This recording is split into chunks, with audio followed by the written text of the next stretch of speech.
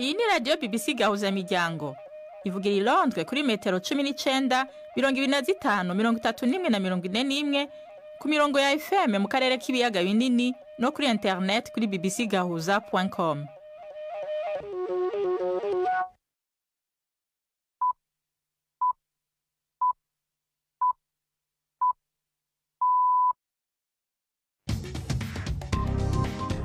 Ubu ni saa 10 n'igice ku isaha mpuzamakungu ya GMT, isaha 12 n'igice mu Rwanda no mu Burundi, muri kumwe na Nina Iradukunda. Ndabahaye mwiriwe n'ikaze abakunzi ba BBC Gahuza Miryango. Izi ni ingingo z'amakuru yo kuno munsi wa kane itariki 19 z'ukwa gatandatu. Urukiko rukuru rwa Kigali rwategetse ubushinjacyaha gukora iperereza ryimbitse kuri Ingabire Victoire kugira akurikiranwe ku byaha birimo gushaka guhungabanya ubutegetsi bw'u Rwanda. Igihugu cya Repubulika Iharanira Demokarasi ya Kongo n'u Rwanda byumvikanye ku mwumvikano w'amasezerano y'amahoro afise intumbero yo guhagarika intambara iri mu buseruko bwa Kongo. Israel ivuga ko izobandanya ibitero vyayo vyo kwibasira ibibanza vy'inyubako za leta i Tehran mu kwishura ku gitero ca misile ca Iran cuno munsi. Twafitiye n'igikino c'urunana, aya makuru ayowe na Mark Niyonkuru.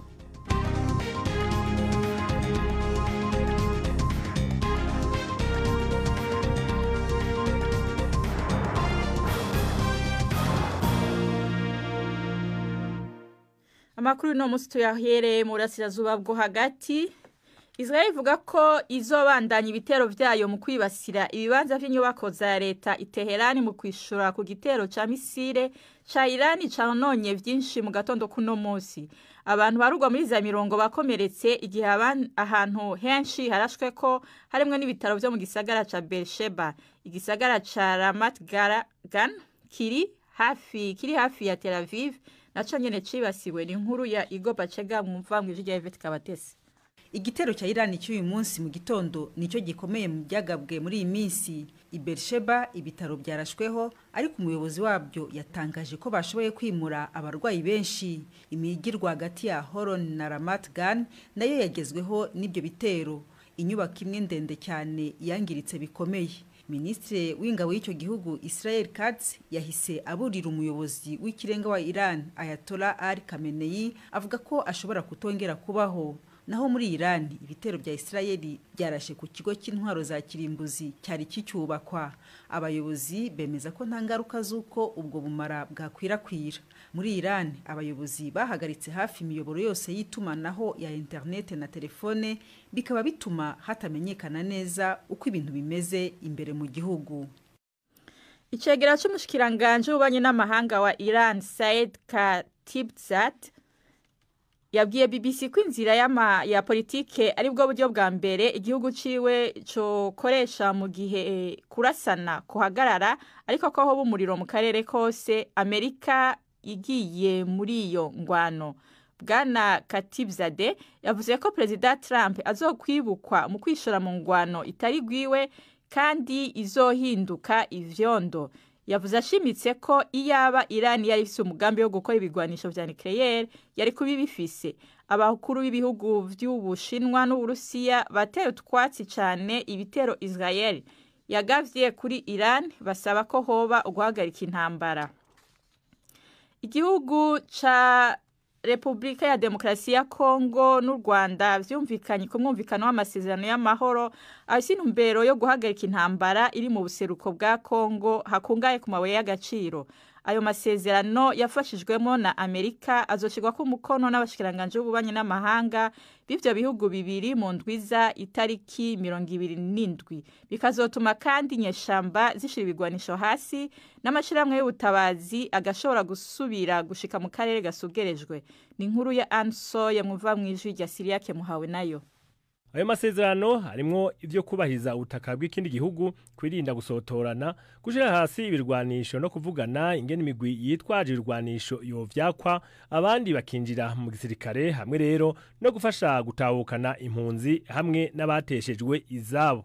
M23 yigaruriye ibisagara binini bibiri vyo mu karere kagwiriyemwo ubutare mu buseruko bwa Repubulika ya Demokarasi ya Kongo muri uyu mwaka.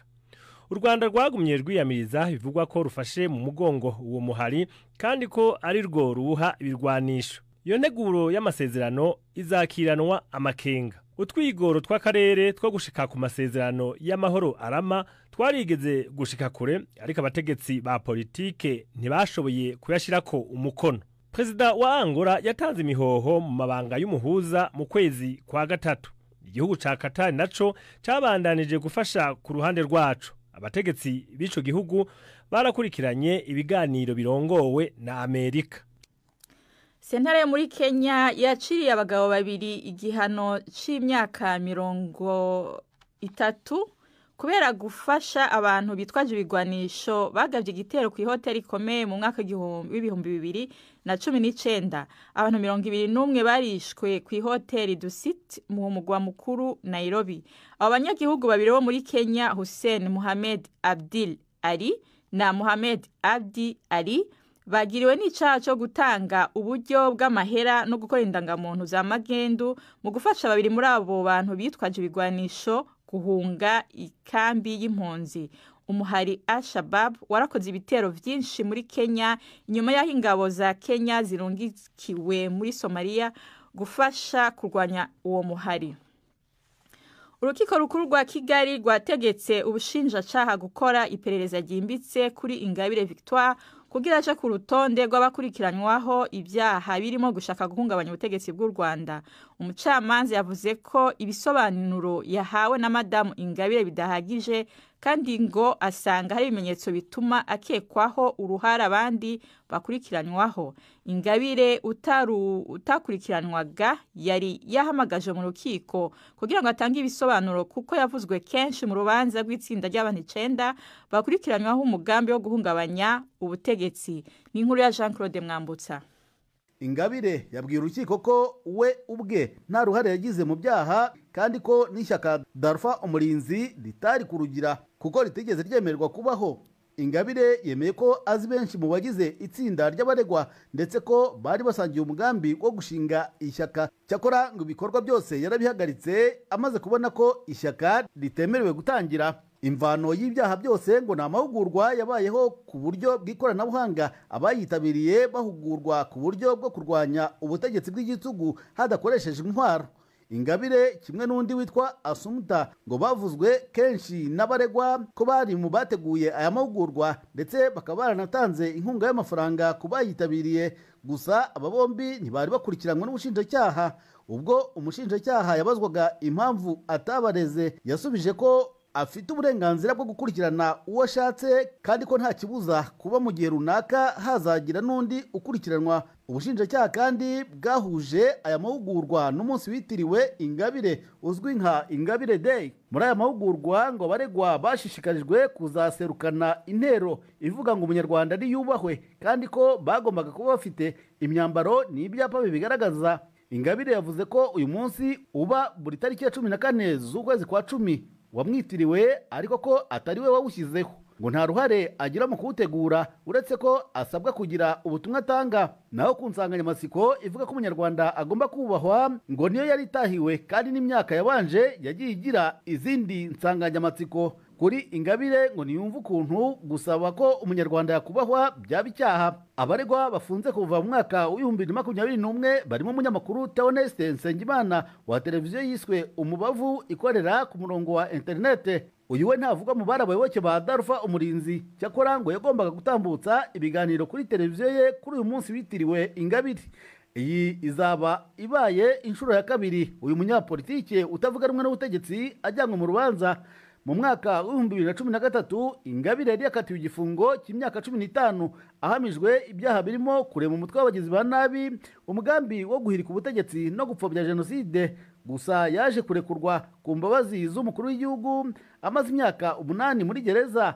Yamenyekanye cyane nk'umuyobozi w'ishyaka FDI Inkingi ndetse na nyuma yo gutangaza umugambi yari afite wo guhatana mu matora y'umukuru w'igihugu. Isaa 11:39 muri studio za BBC London. Isaa 12:39 nyene mu Rwanda no mu Burundi. Amakuru yacarabandanya nyuma y'akaruhuko gato.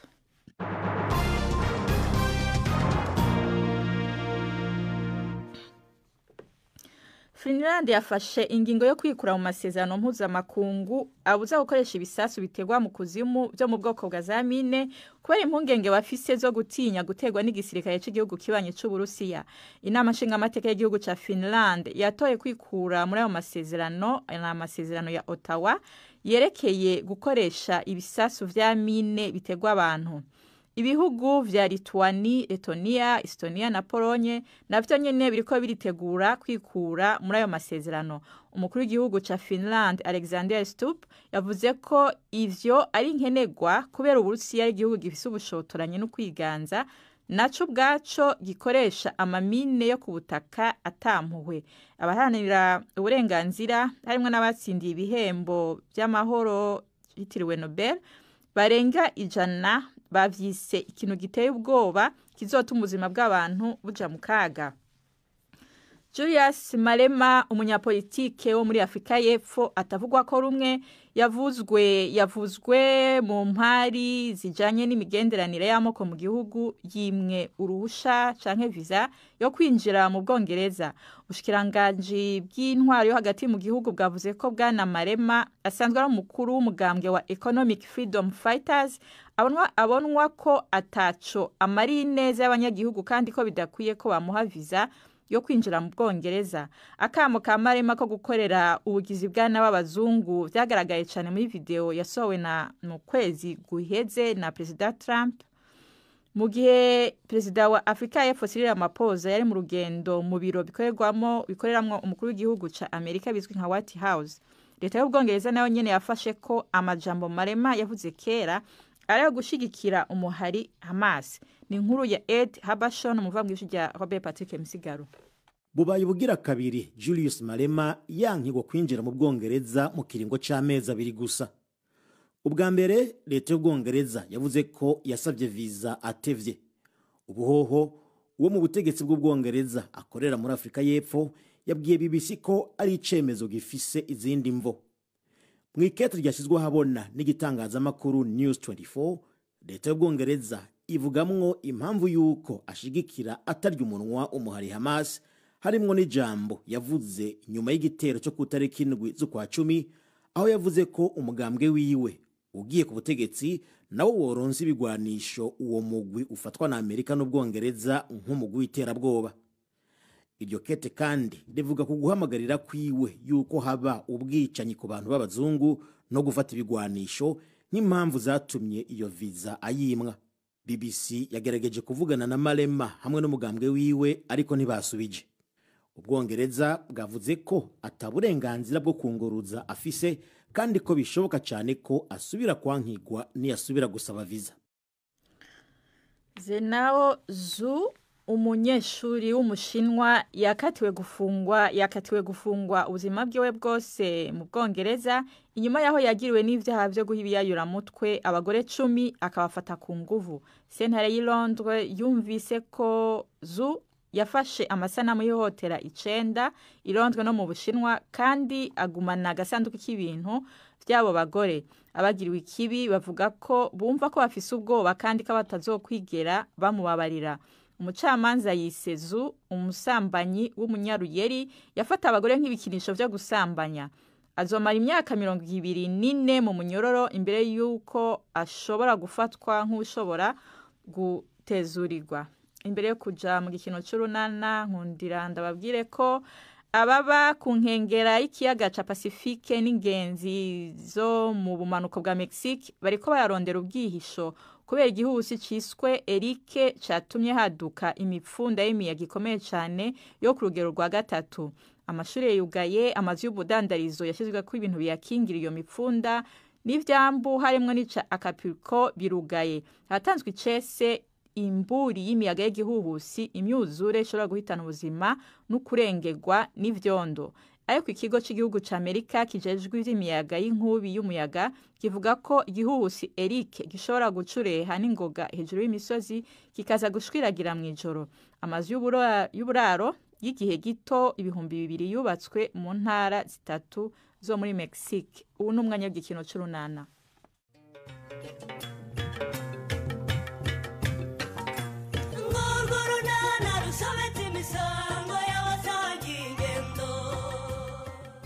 Pascal yemeje guhangana na Stefano. Lopez uhangayikishijwe bikomeye n'uburwayi bw'umubyeyi we. n'urunana. Ugira ngo isi ibyo uri kumbwira mbyitayeho kire? Kubera iki se Rupe ntushaka kujya kwiga kaminuza? Ndabishaka ariko rwose ubu mfite ibintu byinshi bimpangayikishije. Nje hano nizeye ko ariho uri bumfashe kubona interineti nkareba niba baramaye ishuri none nyumvira n'ukuri. Kire, buri muntu rwose aba afite ibibazo bye ngiye rwose ibyo simbirimo. Ariko se Rupe ubu mama yakurira amafaranga yo kugura paka interineti koko? Ayo ntiyayabura ariko rwose ntiyemereye neza. Yesu we usiko nabyibagiwe Rupe aracyarwaye? Maze aracyari mu bitaro kandi nyogokuru yavuze ko badashobora nyine kumuvura. Oya sha wivuga gutyo. Kuki se batamuvura we? Indwara yaramurenze se? Oya, ahubwo nyine kubera ko kugeza ubu ngubu kwa muganga batarabona indwara nyine ntibaramenya icyo arwaye. None se kuki batamwohereza ku bitaro bikuru we? Kandi naho ntacyo bamumarira kire. Nyine nyogokuru waravuga ngo mama yararozwe, muganga Devota n'umugabo we bakamuhakanya. None se ubwo ko numva ari amayobera we? Ni amayobera rwose kire. Mama wanjye rwose sinzi icyo arwaye. Nyogokuru ntabyumvikanaho n'abaganga, ndetse gushoberwa nta n'ikindi nakora. Pole sha Rupe, ndi bubwire bagenzi bacu tubana muri club tujye gusura Nyesi mu bitaro pe. Mushobora kuhagera rwose akabaganiriza mukagira ngo nta narwaye.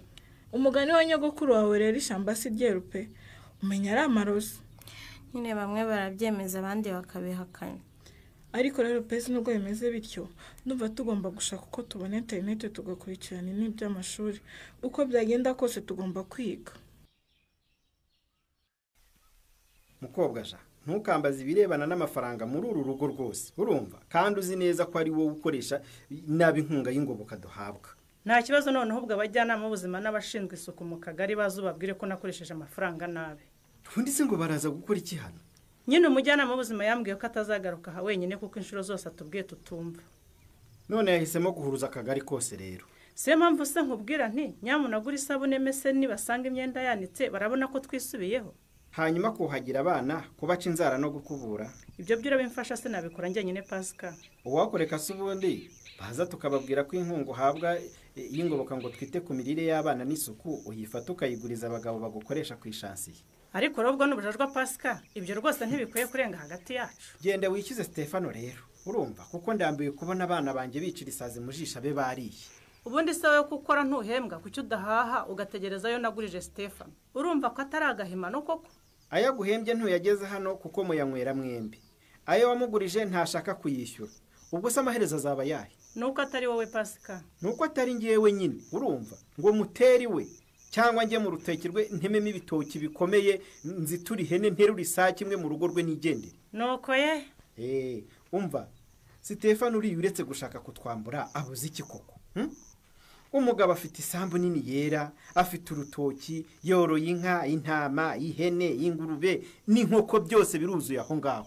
Yabuze iki? Ariya matungo nyamara njya numva bavuga ko amwe ari ayakantengwa andi akaba y'umugore we Nyiramariza. Umva icyo cyohe mbese. Ahari ibyo Nyiramariza atunze bitari ibya Stefano si umugore we w'isezerano. Umbandirwe ndabivure mama we. Gusa mbigusubiremo rwose natinyuka gutunarika boss wanjye mwishyuza. Ariko wazampaye uburenganzira nka mu gutunarikira rwose ukareba ko atayazana. Narakujije Pascal rwose ntuzanteranye na Stefano. Akira mukobwa ja. Genda ugura iyo sabuni. Maze uzumese imyenda n'ibiryamirwa unakora isuku aho mu rugo. Nta kindi mbikoreye. Nukugira ngo ubuyobozi butangaye. Ariko ngiye Pascal rugwabiza rwose. Sinshobora kwemerera Stefano guheza amafaranga yacu wamugurije ngo nuko ari boss wawe. Rangwe ngewe rwose nta kindi kinzanye nuko kubaza impamvu ugenda umbeshyera unsebya ngo naroze umukobwa wawe. Yewe ninde se utazaga kungukawe n'iriya nkunguzi y'indaya y'umwarimukazi witwariye? Ariko Rangwe nk'ubwo koko iyo wandagaza umwana w'umukobwa uricyo umwita indaya uba wumva koko nta soni ufite? Ndakubaza uretse se n'uburaya si umurozikazi ugiye guhakana se ko nimugoroba atari yagutumye kugira ngo uze kureba niba Nyesi yapfuye? Yego ku mana yanjye. Yego si uko nahabaye se waza kumureba nkakubera ibamba. Ariko Rangwe idiki aho ntiwabonye nakwihorera ukagira ngo ndusha kuvuga. Uvuga iki ubwo? Umva mvuga ko ibyo uvuga byose ubivugishwa n'ikimwaro cy'uko washatse guhangika Chris iriya rumara inkwi yawe akakuvumbura maze akabivamo hakiri kare di. ugize uti uragira ngo uratinya kubisubiramo? Ni rumara inkwi rwose, nta nubwo nzareka kubivuga, ntaho ahuriye na Chris. Sorry. Umva se mbanze nkubwira ariko niba rwose anamurusha imyaka mike ntago ni nk'icumi cyangwa 15 ndacyavuga wimvugiramo. Sorry. Reka mvuge please. Vugishwa. Yarahumutse abona abakobwa bato batemba itoto bari mu kigero cye di. None twara baroza. Sorry na. Nkwiyame. Unteze amatwi ngukuruguture nkubwire. Wenda urandusha gukurugutura. Inzira yakuzanye urayizi. Gira uryumvire mu rugo niko mvuze. Hoshi barakubeshye. Ubwo rero mwari muzi ko bitazamenyekana we. Ha, mwari muzi ko amabi yanyu atazamenyekana se. Ibintu mukoresha uburozi nta n'isoni mufite. Anyensi rwose yagarutswe n'iki? Si ubwo burozi. Yarajyanye kwa Chris none kimwaro kiramwisha none ararwaye. Ugize ngo yagiye koga Chris. Uhamagara umupfumu wabubahaye maze abafashe bitaraba nabi. Urumva? Ureke guti bitabapfu ku bantu ubabeshyera uburozi bwawe we. Umva wa mugore we. Mugore ni wowe. Uri umurozi rimwe, uri umurozi kabiri, uri umurozi inshuro 1000. Uzakugaruka twigaramiye. Wankora mabi. Inyamabi ni wowe rwose warure. Ariko warenganyije umwana w'umusore umushingira agakecuru rukukuri gafite umukobwa w'inkumi bangana arangwe nta n'isoni. Buriya ari umuhungu wawe wamuhiriye rumara inkwi. Ariko ubundi buriya koko ubona Nyesa atabyaye Chris. Pascal muramuzi. Yego turamuzi. Pascal muramuzi. Yego turamuzi. Size mukoma machi cyane ariko turayakoma rwose. Pascal muramuzi. Yego turamuzi. Pascal muramuzi. Yego turamuzi. Yego se Pascal. Ndakumva. Aya mashi yacu ubu nayubusa cyangwa uradusengere. Atadusengere twagwa miswa. Oya ntabwo yadukira. Isendorezo urumva yabura ikibazo ariko wowe urumva mwebwe mu nkomerezi iyo njyana yabaririmbira mbabyinire mbaha amakuru ku gihe kandi kubo. Aho rwose. Ava ko ari ngicuka. Pascal uyu mubona yaragowe, yarashavuye, yarababaye, yararenganye. Pascal muramuzi. Yego turamuzi. Pascal muramuzi. Yego turamuzi. Pascal uyu mubona yarahohotewe cyane. Azira iki ntawamenya. Umugabo uzwi cyane w'umufundi wenda gisuperiyanse mu bwubatsi ntagira isoni. Kubera iki? Kubera ibyo yakoreye Pascal uyu. Pascal muramuzi. Yego turamuzi. Ubwo uvuga ninde Pascal? Wowe kurikira uramwumva. Nawe ubwo ariyizi kandi ntari kure. Umufundi kabuhariwe ukambura Pascal unyuze ku mudamu habwa ingoboka. Birababaje, birababaje, birababaje, birababaje. Nagacinyaguro Pascal uyu muramuzi. Yego turamuzi. Kira kigabo ntabwo cyasoze n'ubusho. Iki? Ngiki Steve. Reka Pascal rwose mwihorere. Uri amaze gusinda agacupa rwose mwihorere. Oya rwose sinakomeza kumva avuga bira bigambo byari rwose mwihorere. Ngwamuretse ko yiririmbiraga. Maze turavuga bakarakara. Nta mpamvu kubera urwikekwe. Nakeka amabinga burya aba yafite. Umugabo wambura umugore amafaranga haga y'ingoboka. Abari ikimwa abagabo. Uwo munwa wawe wakigabo banzibisha mu biki? Cyangwa ariko se Stefan bigenze bite ko Pascal hano yaradoye cy'abato bita show ziri kwibyinira bivanze haretse akatwihera show. Pascal ndavuze ngo sohoka hano ugende none hangaha. Iki uraza kuririmba amatagaragasi hano. Ariko se Stefan ko Pascal yiririmbiraga bigutwaye iki koko? Bimutwaye se ubundi aranyirukana muri aka kabari nake nakase yansengereye uranshaka wiki. Oya rwose nimekera aho ngaho. Ego ko ndabona utaranagera iwawe ariko. Niko bimeze nanze gutambuka hano tutavuganye kuko akenshi iyo ninjiye mu nzu ntongera gusohoka. Kuri nyamwari se? Ahubwo mpa amakuru rero niyanzanye. Amakuru? Aha, ko nyagufitiye ra. Kandi aragusaba kwitonda reya. Nitondera iki se kandi? Ejo nimugoroba tuvuye ku kazi muri koperative twaciye ku kigo nderabuzima kureba mukeba wawe. Wagiye gusura Nyesi mu bitaro Sauri? aha nagiyeyo urumva nyine cyari igikorwa cya koperative sinagombaga kuva mu bandi uretse ko kujya rero byanatumye mpamenyera amakuru utari kuzapfa umenye. Wahamenyeye amakuru arebana n'ikisori? Nyamara wa mukobwa ushatse wareka kuzarira kuko Rangwida n'umukobwa we ntabwo bicaye. Kunteye ubwoba se sori? Ndakurahiye Romari nkongo sinigize ngera naho ari pe kuko Rangwida nyine yarambambiye ambuza gutambuka arankumira atangira kumbwira amagambo menshi mabi. Amagambo menshi se yakubwiye niyo yatumye untera ubwoba sori?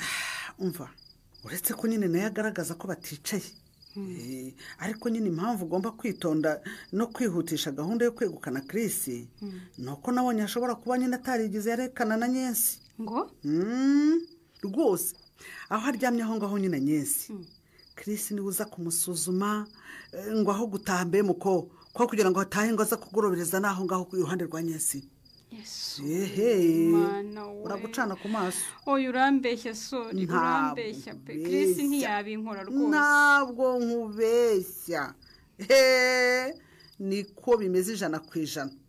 Ngo amukozaho ijisho yaba atanahageze akabaza abaganga bamukurikiranye ngo ko ameze ye.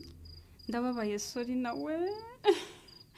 Uzi ko bashobora kuba batarigeze barekana sori. Ntago barekanye. Chris akaba yarangiza akantu kakabiye nkagiwe ngateka nkamesa ngakoropa nkagirane nibwira ngo turi kumwe kandi agikururana na Rumarinkwi. Cyane rwose nutagira icyo ukora mu maguru mashya nakazi kawe. Ndabibonye n'uriya mugoroba yaje akahansanga bari bafitanye gahunda. Mbega Chris. Ngiye rwose mu mumbarize. Ibyo byose se. Ariko se Stefan uvumuze utaho wari urukaza kutuvangira. Garuka rwose. Reka abantu bibyinire rwose. Musubize rusho.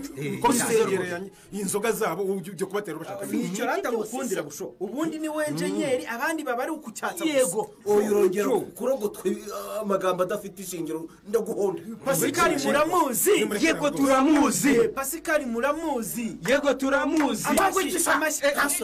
Ariko murambona Stefano ngo arango bitakoze.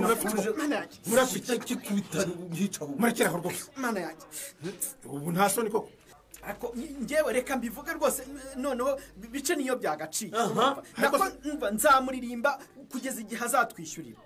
Kandi nutanyishyura ayo mafaranga urumva ntibizagutangaze nje ni mu rugo iwawe rwose nkahavana ihene inka cyangwa ikindi cyose nzasanga hafi. Yego baba. Ese buriya niwe mufundi wavugaga? Niwe Stefan. Buriya dukurana ari ukuteye. Akurambonera ko nanjye ngucucu ngo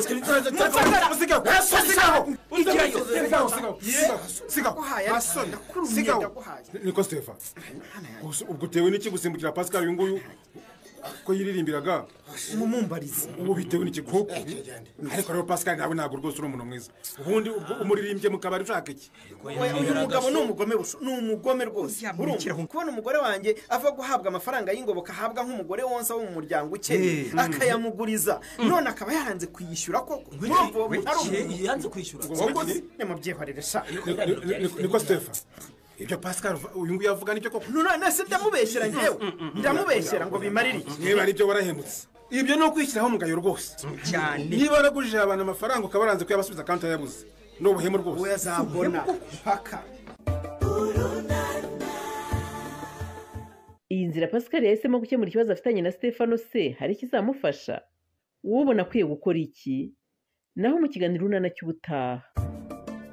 Ikinamico runana mwitegurirwa n'umuryango Urunana Development Communication mukayikurikira kuri radio BBC kuwa 2 no kuwa 4 saa 12:45 z'umugoroba. Ikinamico runana kandi mwayikurikira kuri YouTube. Kuyigeraho andika ijambo Ikinamico runana official maze utange n'ibitekerezo. Uramutse ufite ikibazo cyangwa igitekerezo kandi wifuza kutugezaho watwereza ubutumwa bugufi bwanditse kuri telefone igendanwa 0783 18 10 64. Mushobora kandi kunyuza ubutumwa kuri page yacu ya Facebook. Kuyigeraho no kwandika ijambo Urunana. Tubibutse ko tubagezaho ikiganiro gikuyemo ibice by'Urunana twumvise mu cyumweru. Icyo kiganiro tukibagezaho ku cyumweru saa 9:30 za mu gitondo na saa 11 z'umugoroba kuri BBC. Dusubikiye ikiganiro Urunana cy'uyu munsi naho butaha. barakoze abo mu gikino cy'urunana amakuru no musagarukiye ngaha mwashikirijwe na Nina Iradukunda mu buhinga bw'ivyuma twari kumwe na Suzanne Lennon mwakoze kubana natwe na Gahwana.